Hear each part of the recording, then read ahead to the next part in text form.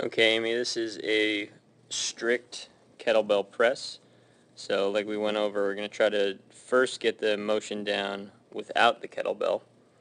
Alright, so you're going to have the arm in a position where the hand is pressing against your chest and your forearm is pretty much vertical. Alright, that's not perfectly vertical, but you want to try to get as vertical as you can or perpendicular to the ground, another way of thinking of it.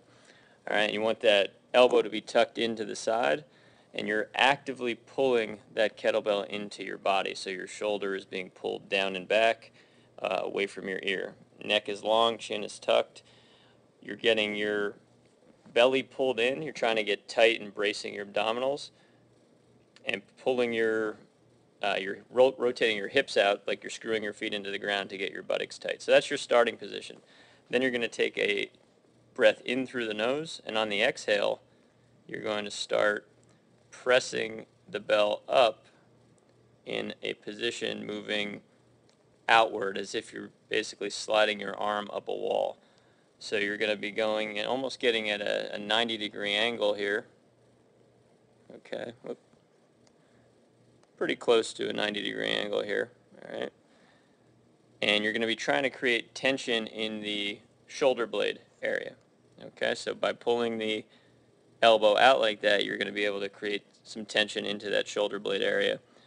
All right. Your focus is, as you're pressing the bell up, is you're thinking about pushing your feet downward through the ground.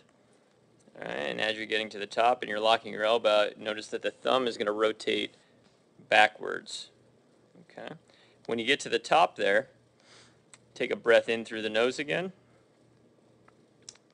and then you're going to breathe out strongly. A hiss breath works well. You're going to actually make some noise and try to create pressure in your abdomen, which increases intra-abdominal pressure and helps to build muscle tension.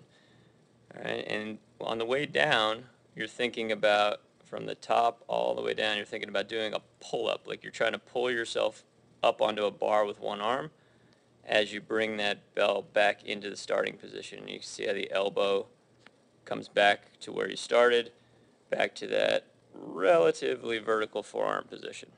Okay? And then you're just going to repeat that on the other side. So I only want you, with any type of resistance, you're only going to do one rep at a time, just trying to work on perfect form.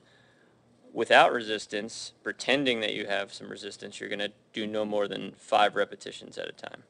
Alright, so you could just look at it real quick on the other side, and it should look pretty much the same. There's going to be a difference side to side. Sometimes it's helpful to open up the hand just so you can make sure that your wrist isn't in an extended position. If your fingertips right here are pointing straight up to the ceiling, that means that the bell is resting right on the palm there, and that's going to be the position you want it to be in, as opposed to if it was up higher on the fingers, it would bring, or even where the fingers, the palm meets the fingers, it would tend to extend the wrist back.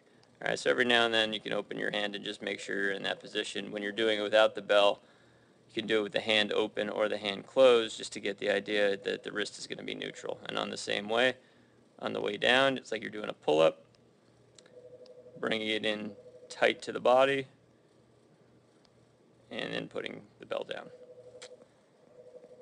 And that is the strict kettlebell press.